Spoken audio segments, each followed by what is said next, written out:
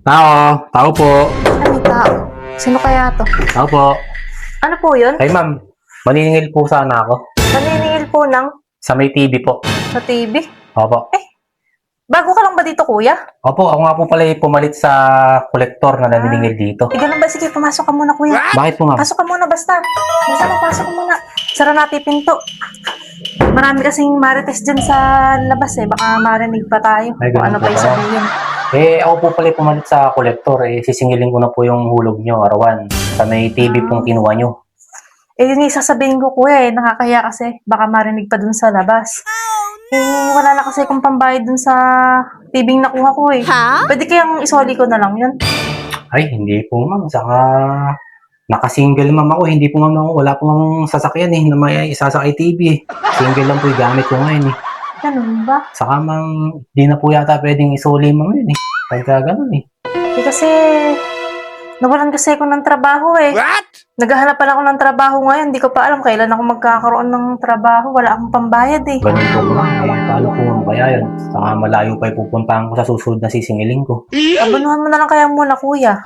Eh, Babayaran ko na lang pagka nagkapera ako. di ma'am pwede. Saka malaki-laki ma'am yun Ganun ba eh? Ano kayang... Saka kapapalit ko lang ma'am sa dating naniningil dito. Ako pong pumalit na kolektor bago-bago lang ma'am ako. Baka ma'am masisanti ma'am ako. Pagka wala ma'am akong na-issue ma'am sa company ma'am namin. Wala kasi akong pambayad eh. Baka naman pwede ma'am gawa nyo ng paraan sa kapitbahay nyo. Baka may mahiram ka. Kaya nga kita pinapasok dito, kuya eh. Baka marinig pa dun sa labas. Ay, ganun po ba ma'am?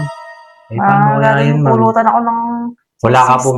po ba magawang paraan dyan? O ano? Wala nga akong mahihiraman eh. Baka may magawang ka ng paraan dyan. O solusyon ma'am. Baka mabayaran mo yung Ano pa? Dagdag Bakit? utang pa kung uutang ako ulit. Dagdag bayarin eh. Wala pa akong trabaho kasi. Kaya isosoli ko na lang sana yung TV.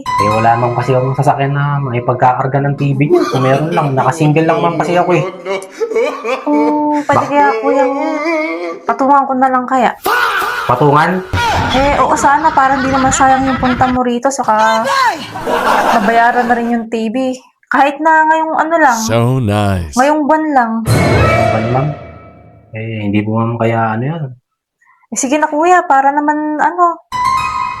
Parang di masayang yung punta mo. Papatungan ko na lang para ikaw muna bahala. Pwede naman ma'am. Total hindi naman alam ng kasama ko Sige ma'am. Talaga? Oh. Sa susunod kaya ikaw pa rin maniningil dito? Ay, hindi ko po ma'am alam. Bakit po ba? Kasi hindi ko pa kasi sure kung kailan ako magkakaroon ng trabaho eh. Ayan, kita mo, ang init-init pala akong kuryente. Naputulan ba ako ng kuryente? Kung sakali sanang ikaw maniningil ulit sa susunod na ban, baka pwedeng patungan ko na lang ulit. Sana all. Gagawa ko po ma'am ng paraan. Kakausapin ko ma'am yung kasama ko. Para sigurado na ikaw ulit maniningil. Patong na lang muna. Kada singil ma'am, patong ma'am. Habang wala lang akong trabaho, kung okay lang sana sa'yo. Ma'am, araw-araw ma'am ako naniningil. Arawan ma'am yun. Ganun ba? Arawan na patong ma'am yun. Pwede ba yun? Pwede naman ma'am yun. Hayop ka talaga! Hanggat hindi naman nalalaman ng kasama ko pwede naman patungan ma'am.